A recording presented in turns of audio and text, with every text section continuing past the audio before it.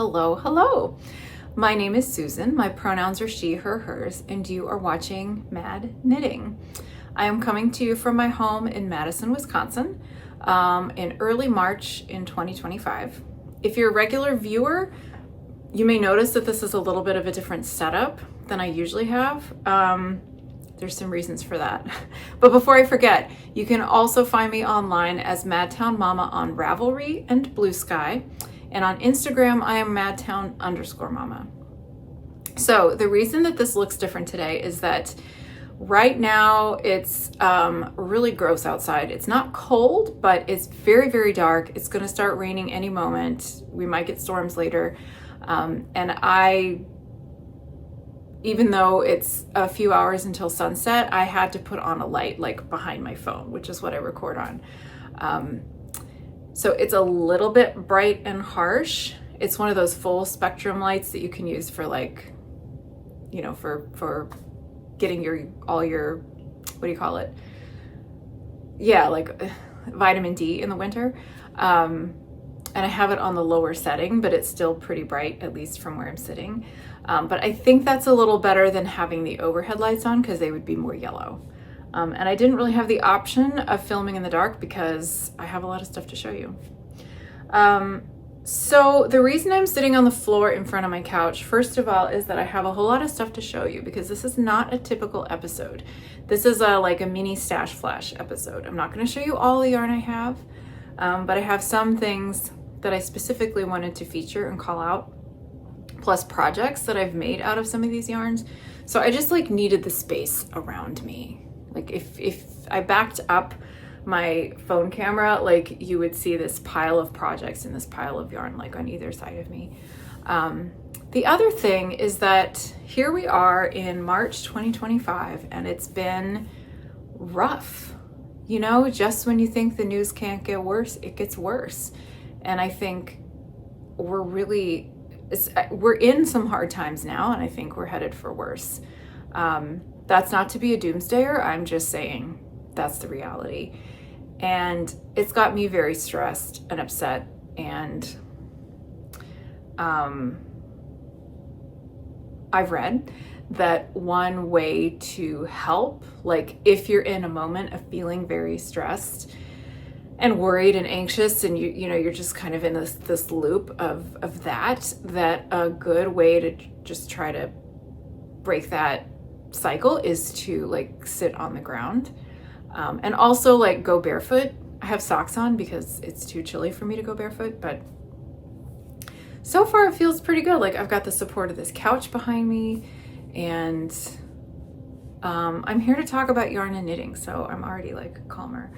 Last note before I like get into the content is that I always share my pronouns, which are she, her, her, when I introduce myself, because this came up in the comments of my last video and I just wanted to address it, which I feel like shouldn't even be necessary. But I am a white, straight, middle-aged, middle-class, married mother of two. So if that is all that you knew about me, and you just met me at a randomly one day, you would not really know.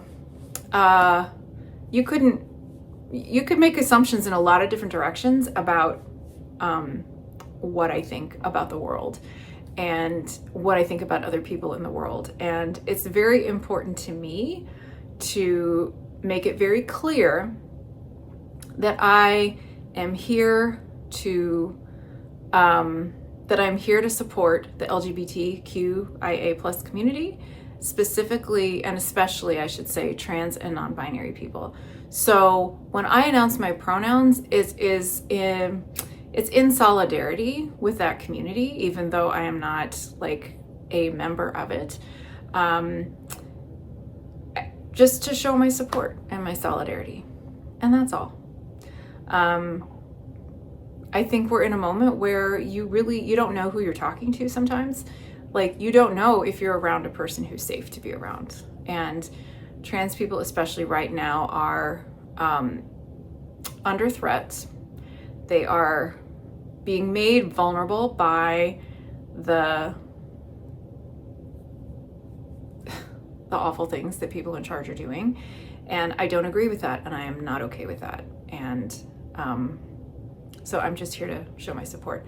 There's a local organization here called G-Safe that supports queer and trans youth, specifically in Wisconsin schools, and they do really amazing work. And I made a donation after a kind of an icky comment came through on my video last week. So I will link them in the description box. So if you're local and you want to support a good local organization, feel free to make a donation there. But if you want to support trans and queer people and youth in your area, by all means, please look up and see who's doing the work there and give them a donation. I think local action right now is more important than ever. It is so easy to look at what's going on, which is not okay, and feel really out of control and helpless. But when you are supporting your community and when you're doing what you can to help protect people who are more vulnerable than you are making a difference, and that matters. Okay, that's my soapbox. Let's get to the content. Did I mention that this isn't going to be a usual video?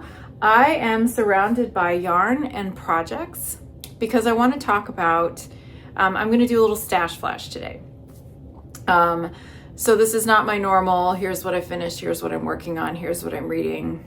Bob's your uncle, there we go. I wanted to, I will never share my entire stash. That would take too long and it would just be a little too personal for me. But there are a few smaller companies that I have a very healthy representation in my own stash of their stuff. And I wanted to share some of that with you because I think they're a good reflection of my own values and some of the yarn shopping I do. So, couple of caveats. First of all, actually, let me tell you what I'm wearing because I forgot to do that. This is the Little Boosty Yoke by Gudrun Johnson, and I made it out of Berroco Lanas Light last year. Unintentionally sort of superhero colors, but I love how they go together. There's this sort of bright teal, the dark teal, bright red and white. So I love this sweater. The neckline is a little bit wide, but I think that's okay. All right, so a little more preamble before I start showing you yarn. I have really been enjoying watching like stash organization and, stash tour videos. I know that it can be a little bit tedious and people have different opinions about, the size of other people's stash and how they approach it and stuff. I just find it kind of soothing to see the other yarn that people like and hear them talk about it. And I've been thinking about how some of the companies that I really enjoy supporting also reflect some of my own personal values, which is true, and those are what I'm going to share with you today. But a couple of caveats. First of all, I have a fair amount of widely available commercial yarn in my stash. I mean, in my more recent videos, I've showed you projects that I've made using Knitpicks yarn. This is Berroco, which, a lot of local yarn shops have it, but it's a big producer. So I'm not here to say you should only be buying one thing or another thing. And when I say that these companies reflect a lot of my personal values, I am absolutely not here to do some kind of moral purity test on every single yarn that I buy. I think that's ridiculous. I think that reeks of fundamentalism and elitism. No, thank you. But when I have the opportunity and the budget to support these companies, I really like to. And it just, I know it's good for the economy when you're supporting small local businesses. So I have 4 different yarn brands or businesses to talk about. I don't have their whole line. I'm not going to show you everything I've got, but I just want to sort of talk through why I like them so much and what makes them distinct from each other. And I'm going in alphabetical order because I am not picking favorites here. So what's cool about them is that they're all small companies. They're all woman-owned, and of the 4, 3 of them are based in Wisconsin. So for those 3, I have at one point or another met the owners, gotten to know them a little bit. You know, it's not like we're besties or something. And also, by the way, I do not do any sponsorships or ads. Like, all of this I bought for myself with my own money. Nobody's giving stuff away here. Okay, so we're gonna start with Barrett Wool Company. That is owned by Susan B. Anderson and her son. I think his name is Evan. And she actually lives in Madison, which is pretty cool. I've even met her a couple of times. So if you're familiar with Susan B. Anderson, you know she is best known for her toy patterns, which are exquisite. I have knit several of them. I own several of her kits. I won't be showing you those today. Eventually I will get to making them, but they are just so charming and sweet. But her yarn is so nice. I can't remember exactly when this company started. It's not that old, you know, like within the last 7 or 8 years, I guess, something like that. But her, like all of their yarn is produced in North America. It's all non-superwash, which I really like. I prefer to work with non-superwash yarn. I do believe she has some sock kits with superwash treated yarn. I don't know if they're available right now. She doesn't always have stuff in stock all the time. But except for that, everything is, you know, like untreated wool.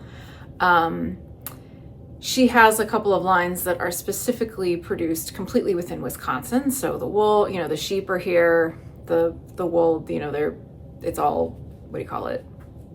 You know, like shorn and milled and stuff here, and dyed and everything. So that's wonderful. So when I buy from Barrett Wool Company, I know that I am supporting a family business. A business is very family forward, and I don't mean in the Christian nationalist family values nonsense. I mean, like, she runs it with her son. She knits a lot of stuff for children and for her own grandchildren, and you know, just has a wide range of stuff available. So let's see, what do I have to show you? I'm going to show you a few projects that I've made with her yarn so that you can see truly how well it holds up.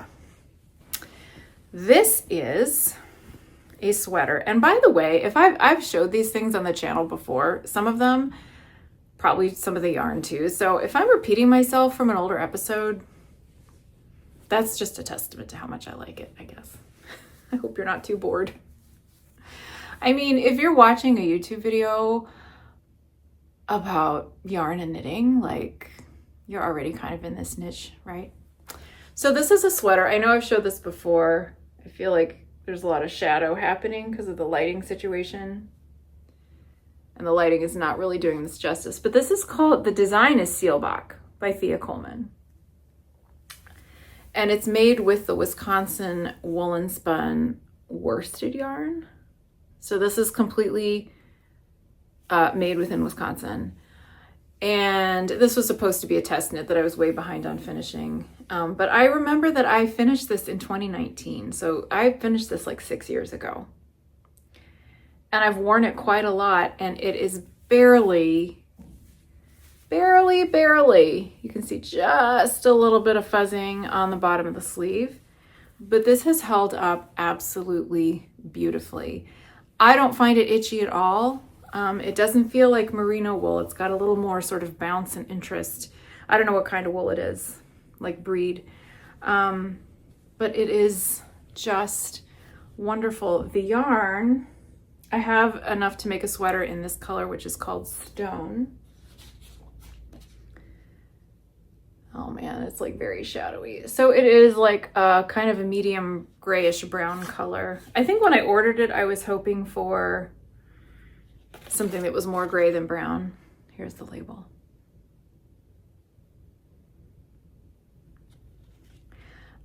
She is very environmentally conscious about her packaging. You can see the brown label has had minimal, processing done to the paper. And if you look on the website, you can see more information about like the climate conscious production of their yarn. So that's another really good thing. But this is worsted weight. I really love how it knits up on size 8 needles to 4.5 stitches per inch. So that's like a good worsted / Aran weight gauge. And one of these skeins has 250 yards. So, you know, you don't need terribly many to get a sweater out of it, kind of depending on what design and what size you're knitting. The price of her yarn really is a reflection, and this is the case for all of the companies that I'm talking about today. The price is a reflection of the labor and quality of materials and source that goes into it. So these are not like, this is not bargain basement yarn. This is not like widely available commercial brand where they have mass production. So just know that. So if you're buying from Barrett Wool Company or one of these other companies that I'm going to talk about, know what you're supporting. And, you know, if it's something that you can do financially, that's great. If it's not something you can swing right now, that's fine. Like, I'm not here to judge you for that or for decisions you're making. I feel like I have to say that because there is so much conversation and has been for a while about gatekeeping and elitism and affordability. And like, honestly, that means different things to different people. So yeah, just had to say that. She had another special run of some DK weight that I think was the same, like Wisconsin Wool and Spun. It felt pretty much the same to knit with, except it was a little bit finer gauge. And this is a sweater I made for myself maybe 3 years ago out of that yarn. So you can't get it now. It was just available in kits.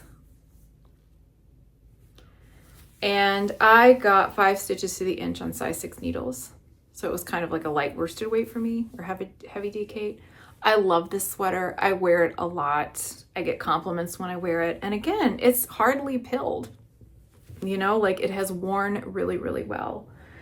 When I got the kits, I got a couple of kits because I really wanted a lot of the yarn. And I do have enough in 2 other colors to make 2 more sweaters. So here's one of them. This is like a natural oatmeal color. I just feel like the light is really terrible today. So I'm sorry if this isn't showing up very well, but this has about 300 yards per 100 grams. So again, plenty of it. I think this would look beautiful in cables. So I'm hoping to find a pattern hoping to do a pattern that has cables. Not too many because I won't have enough for like something with lots and lots of cables. Yeah, the contrasting yarn in here is something I'll talk about in a second. So the last sample, I have 2 samples of another yarn, 3 samples, come to think of it, because I'm such a fan, such a fan. She also has home worsted. So this is not Wisconsin produced. It's like the dye house in the mill is somewhere else in North America. I'm not sure where. But I have made 3 projects out of this. There's a worsted and a fingering weight. I used the fingering weight to make mittens that we don't have anymore. I gave them to my nieces, I think. And my foot's going to sleep, so I have to shift around. But I've made several things out of this worsted weight. This is the color Big Woods. Beautiful pine green. And if you have watched me a couple of years ago, you know that I knit a sweater for my daughter out of it in a month. It's heavily cabled. I think this is called Savin. I know that it's from the Hudson and West people. Megan Babin is the designer. And this yarn is very soft next to skin. I love it. It does pill a little bit more quickly, I find, than the woolen spun. This is a worsted spun yarn. So it's a little smoother. It works really, it's incredibly versatile. It works beautifully for color work. It works beautifully for cables. I love this. She wears it at Christmas time and she wears it when she's really, really cold, which is not often because my children, my daughter is 17, by the way, and my son is 19. He's in college. My children are Wisconsin babies, and it's got to be like below 20 degrees Fahrenheit before they'll even put on a hat. if they even do then. Anyway, so here's a sweater, gorgeous, gorgeous for texture work. I also made a hat for myself out of a red color. This is the Agave hat by Thea Coleman. Really fun pattern. And it worked up beautifully in this yarn. I should wear it more often. You can see that it's worn, like if I hold it like this, I think you can see a little bit of the fuzz. So you can see that it's worn, but this again, I know this was a pre-COVID project. So I've had this hat for a while and it has really held up quite admirably. You know, the ribbing's not too stretched out. It's great. The last project out of the home worsted that I will show you is the sweater, also made for my daughter. This is, I think it's called Aspen. It's actually the same pattern as this one. And it's like Barrett Wool Co, at least for the main color. The contrast, these were just scraps, but I used the home worsted for the main part. And yeah, you can really see on the sleeve that it's pilled up some. But, you know, it's not bad. This is something I could take care of with one of those, what do you call those things? Combs, deep hilling combs. And I think it would be just fine. And considering how long she's had it and how often she's worn it, I'm not really complaining. Okay, I lied. I do have one other sweater to show you of Barrett Wool Co yarn. And I just realized this is going to be a really long episode, so I'll try to move a little faster. This is the watercolor pullover by Tiff Nealon. I love this thing. I knit it in like less than 2 weeks because it's bulky weight. But the main color, and these were scraps, the contrast yarn is scraps from something else, but the main color I used is called Home Bulky Twist. And this is some that's left over. This is like a sage green color. So it's the home or the home yarn, 2 plies in different colors that are twisted together. So you get this barber pole effect. And I picked this sage green because it had less contrast than the others. I think there's also like a black and white and a red and white, which are very, very kind of licorice candy cane looking. And then maybe one that's totally undyed, you know, just plain cream. But I love this sweater. I can only wear it when it's very, very cold, but it knit up like a dream. And again, it is wearing really well. It's not really, you know, there's a little bit of fuzz right on the cuffs, but it's not that much at all. So some other Barrett Wool Co yarn that I am really looking forward to knit up is some fingering weight. This is the Wisconsin Wool and Spun fingering weight. And I even have a swatch to show you. I swatched on 3 different needle sizes, and it really, you know, it's pretty versatile because it's wool and spun and because it's not superwash treated. It'll, you know, the fibers just kind of fill in whatever gauge you want, so you can make it pretty airy if you want. I really like how it knit up at like 6 stitches per inch, which is I think this middle one on the size 4 needle. So, and I would like more lightweight sweaters, so I need to like pick a pattern and decide exactly what to do. The other, which I have never knit with yet, is the Woolens base. This is sport weight. This is the color Garner, so it's a, you know, kind of an acid green color. I don't know if it's a great one for me, but I really like it, so I don't care. And I'm thinking I'll use this to make something with cables because I have a lot of it. Okay, we better keep moving. Next on the list is Ewetopia yarn and fiber mill. So Ewetopia is based out of Berroco, Wisconsin. That's southwest of here, and I've talked about them a lot because I use their yarn a lot. But the values that I really, really admire, you know, that they're very open about, they're very DIY. I mean, the owner bought this mill, I don't know how long ago. I mean, it's been a little while, but she's figured out how to use it. She takes orders from local farmers. She's just learned so much about wool production and yarn production. They also do a lot of dyeing. They dye commercial bases, and I've got one I'll show you here in a minute. They're also extremely sustainable and environmentally friendly. So they will, like, you can buy wool pellets now that are really good for your garden. So the wool that is not good enough quality to be made into yarn, they will compress into these little pellets that can still be used instead of taking up space in a landfill. So all of that is really cool. And they're also just, very pro women's rights and supportive of the LGBTQ community. And I think that's important right now. I'm not saying that every yarn company has to like beat you over the head with their values and scream political messages from the rooftops, but it is reassuring for me to know where they stand on some of those basic issues of human rights. So anyway, basically Ewetopia, take all my money. Because I love their yarn. Let's start with Helix. So Helix is like the Ewetopia answer to Spin Cycle. And the Helix DK was used as the contrast color in my Aspen sweater. I think this is a Jennifer Steingass pattern. I know it's a Jennifer Steingass. I think it's called Aspen. And here's another, this is the color pomegranate, but here's what it looks like in the skein. So you can see that there's like, two different colors plied together. So you've got that barber pole effect, and this particular color is all within kind of one color range or color family of, reds and rose pinks. But there are others that are even more like wildly diverse in terms of color. There's one called Love is Love that's like all rainbow. There's one called Country Fair that's also rainbow, but maybe a little bit of a different configuration. So it's really, and again, the price reflects the labor and everything that goes into it.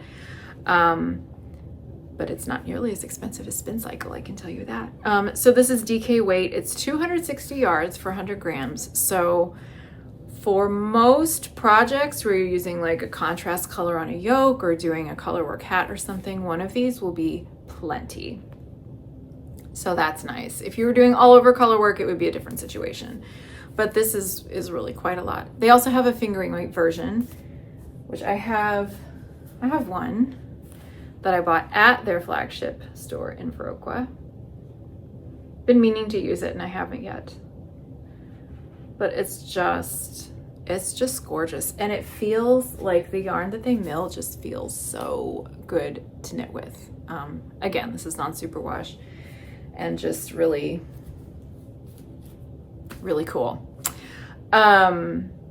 I think that there is probably a lot of variation even in the same colorway from one skein to the next. So if you needed more than one for, say, a large colorwork project or something, you'd want to like see them in person, or if you're ordering online, contact them online and just ask that they find two that are very close together, because I have seen some next to each other that look very, very different just because there's more of the dark shades in one skein than the next. And I think that's just how it goes with those gradually, highly variegated, gradually color changing yarns. Another yarn they have, and I've got a pattern picked out for this already, I just haven't started it because I keep buying yarn for myself and then knitting stuff for other people. This is one way my stash grows. That's a confession, true confession. They've got this yarn called Sustainable DK. And this is a really, this is a poor representation of the color because it's really a dark, dark brown, kind of a gray leaning brown. And here's the swatch I knit. There is a little bit of there's this almost unspun part here. There's a little bit of thick and thin action going on, which is one of the reasons I've had a hard time picking out a pattern to use this in. Because in the swatch, I'm gonna stop apologizing for the poor light, but you can see the stitches even if the color looks washed out. The thick and thin really does show up in the knitting. So,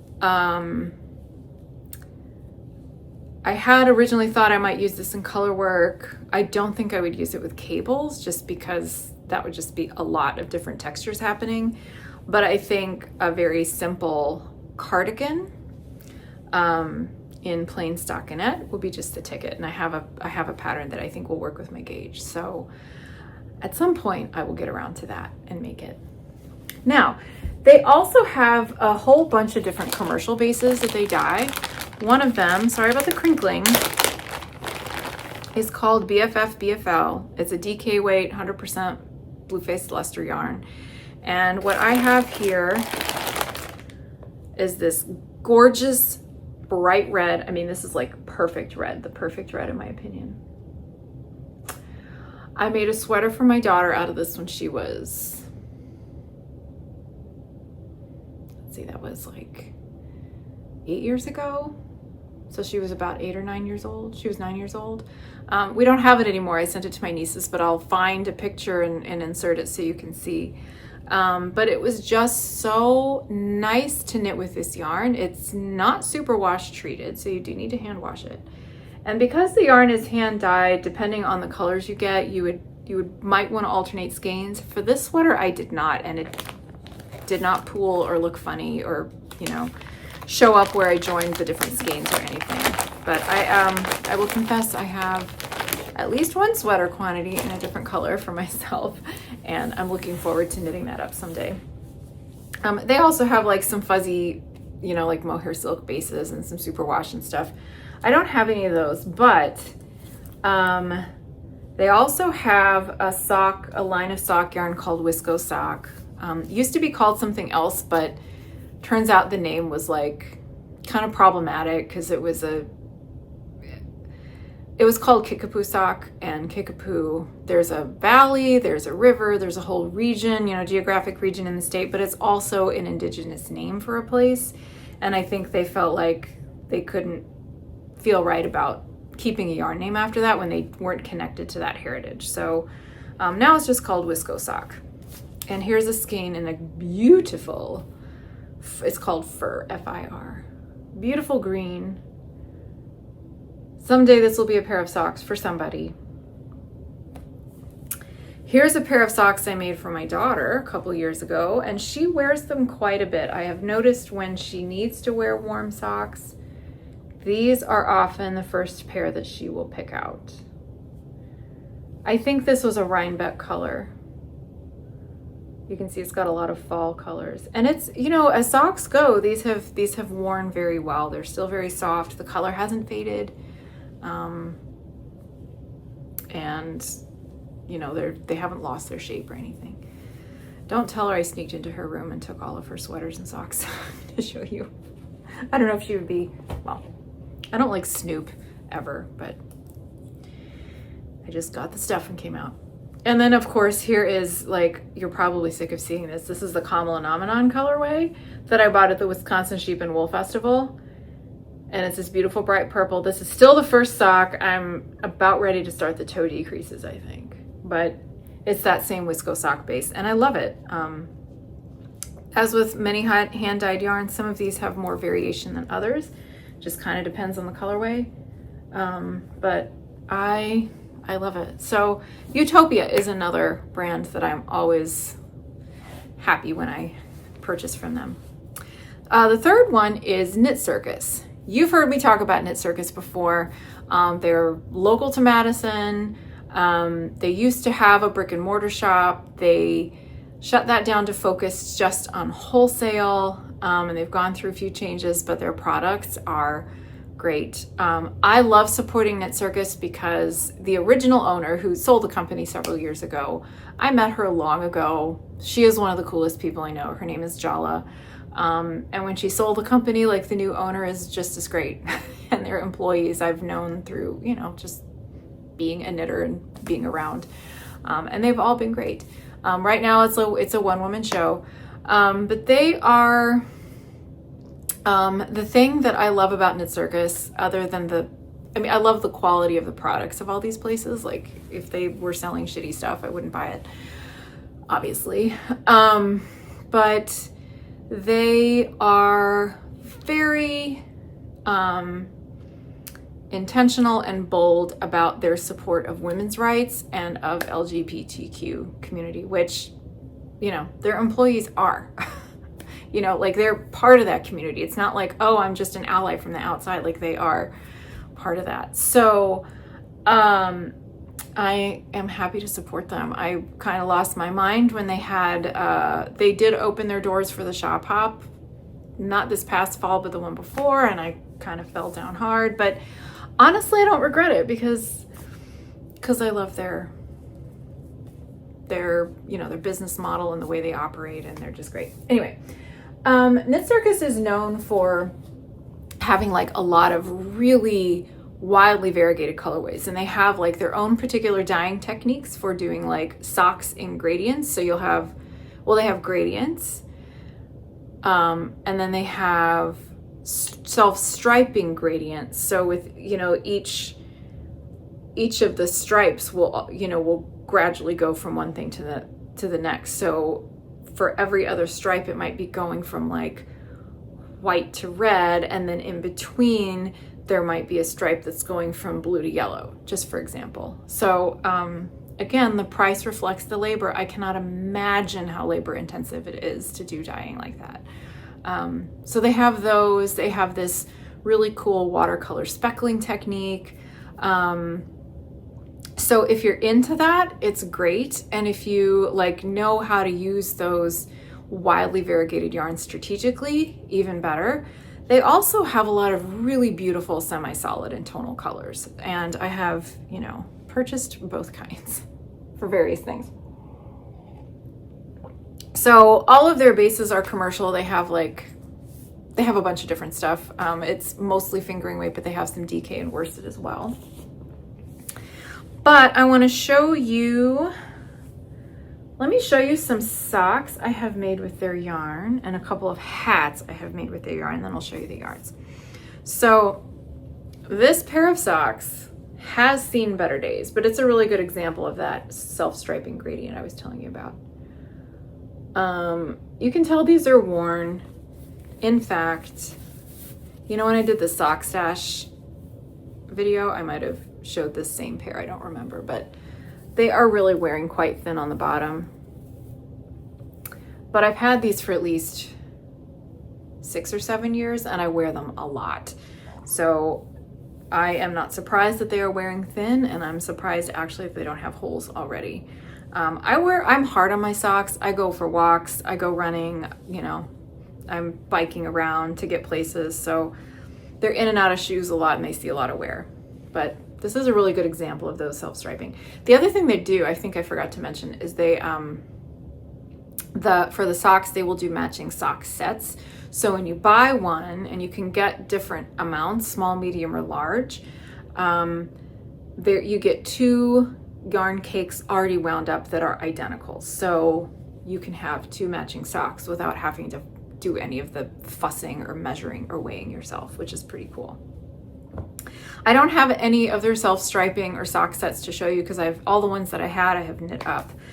But don't you worry, I have a lot of their yarn in my stash of other kinds. They have this base called Daring, which is an 80-10-10 superwash merino cashmere nylon blend in DK weight. They also have it in a fingering weight. And I love this yarn. I love this base. I know it's superwash, but I love it. And this color, in fact, this particular color is called Werewolves. You know, like werewolves, but werewolves, speckles. And I bought this in a regular sock weight yarn and made socks for my son out of it. And I liked it so much that I went back and bought another skein in this DK sort of luxury blend. And I think I'm going to use it to make like luxury socks for myself. I did that, in fact, with this pair.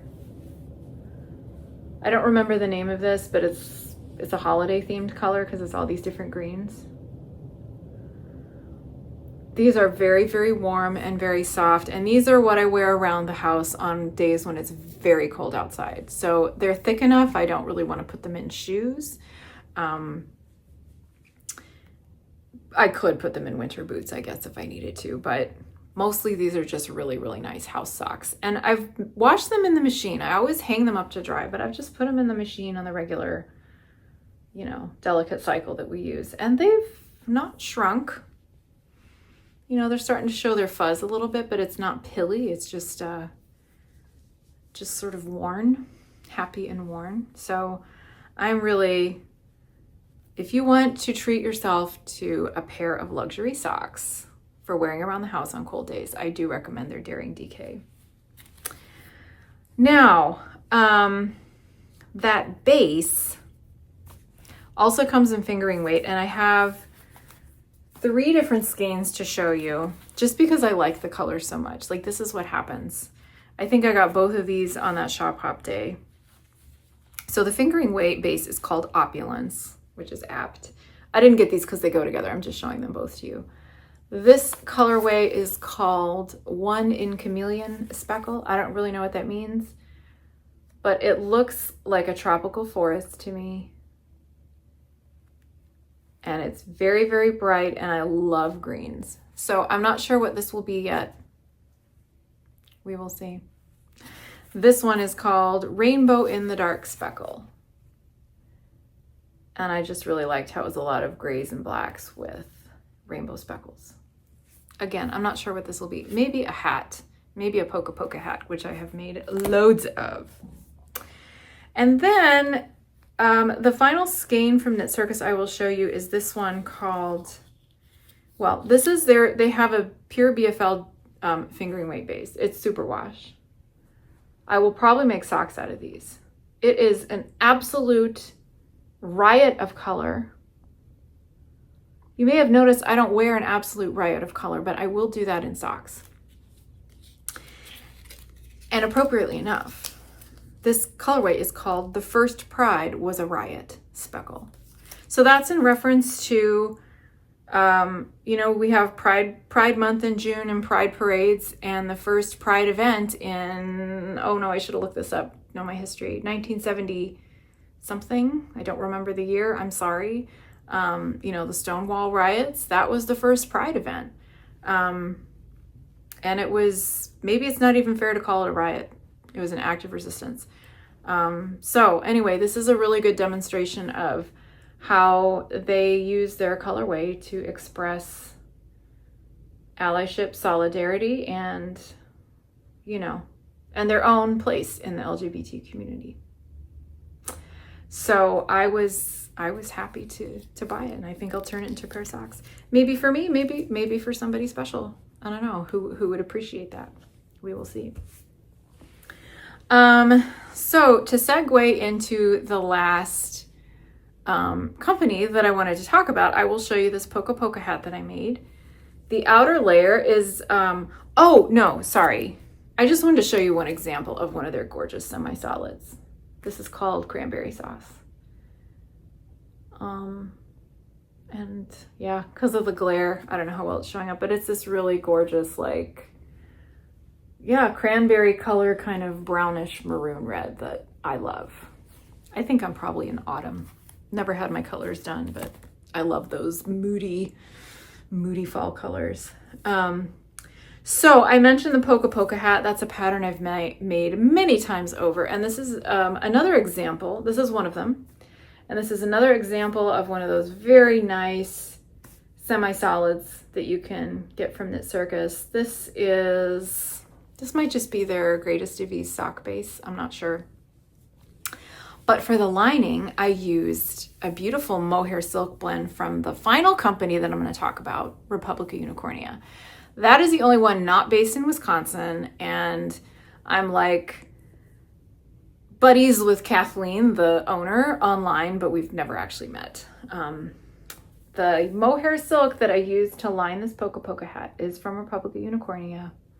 It's some kind of one-of-a-kind colorway that you can't find. I don't know if it was a misdye or if she was just experimenting or what, but I love it. It's like kind of reds and oranges and pinks, and like when you look at it, it looks red, but the individual colors are actually like purple and orange and kind of bright red. So what I like about Republica Unicornia is she's pretty political. So, you know, for me, that totally goes with my vibe. She studied like Latin American history and actually knows quite a lot about fascism, how it comes about, how people respond to it. But she also, like, she's very transparent about her business practices as well. So if she makes a donation to a local organization, she will post about that. But she also, like, she talks a lot about how she is one person running this entire business, dyeing all the yarn. She also sells a lot of bags. Like, she makes bags and sells them. Sorry, my foot's going to sleep. And she's very upfront about, like, when her shop is open and when it is on hiatus because she's resting, and, you know, kind of gearing up for the next thing, and how she, how do I say this? Like, she's very clear about the ways that capitalism shows up for us in unhealthy ways, like the constant need to be productive and the constant need to be on. And especially now that we're all online all the time on social media, like the constant need to perform. And like, she's not here for that. Look, I haven't met her, so I don't really know her personally, but she comes across as very, very authentic and true to herself. And she's very open about some of the things that she has gone through in her past, you know, like recovering from religious trauma and all that. So, you know, running her business in a way that works for her and is sustainable for her and that is transparent, is really important for, you know, like her healing process for that. And also just so her customers understand, like, what she's available for and when she has things to buy. So, she has a lot of really, really beautiful options too. And a lot of them are like these really wild, bonkers colors, which again is not really my aesthetic, but it's really fun. So to continue with this protest sort of theme, this is a one-of-a-kind color in the Targhee sock base. I made a pair out of a different colorway in this base that I absolutely love, but I gave them to a good friend of mine, and I really need a pair of socks for myself. This is a one-of-a-kind. Beautiful ocean blues, right? Well, there's a reason for that. It's because it's called Get It, Gladys. Gladys is the name of the orca who was leading the charge, like attacking those yachts off the coast of Spain a couple of years ago. And, you know, if there are whales that are pissed off at billionaires and attacking their boats, I'm here for it. I'm on their side. Eat the rich man. So when she had this colorway, I mean, it was only available for a short time. I was like, I have to have it. I have to have, you know, and it's pretty. It's a beautiful color. So that's an example of Republica Unicornia. She sells a lot of mostly like fingering. She has a lot of different bases. Just check out her website and you'll see. But I have most experience with using her yarn for accessories and socks. So there's this hat I showed you. There's this Targhee sock yarn. She's got BFL sock yarn. Here's one in the skein. It's called A Cunning Plan. The light is getting worse and worse here. I said I was going to stop apologizing. Anyway, take my word for it. It's a bright fuchsia. But I have a pair of socks that I made for myself out of the BFL sock. It's a bunch of bright pink speckles. I think I made these when the Barbie movie came out, and I was really into that. But I love BFL for socks. Every time I wear them, they get a little bit softer. And while they have sort of mellowed into having a halo, they don't pill or like look fuzzy or worn or ratty, at least not yet. And they're, you know, over a year old by now, maybe a year and a half old by now. So I'm a big fan and I would like to make more. I don't know how well they will wear because they are soft and they feel rather delicate. But so far, here's the bottom. So far they're pretty good, I think. So anyway, yeah, so that's a good example of Republica Unicornia sock yarn. I will show you a couple examples of her fuzzy yarn before we wrap up. Here is a skein of mohair silk in a hank, and this is one of those bonkers colors. It's called Unicorn Birthday Party, and it's just about every bright neon color you can imagine. I don't know what I'm gonna do with this.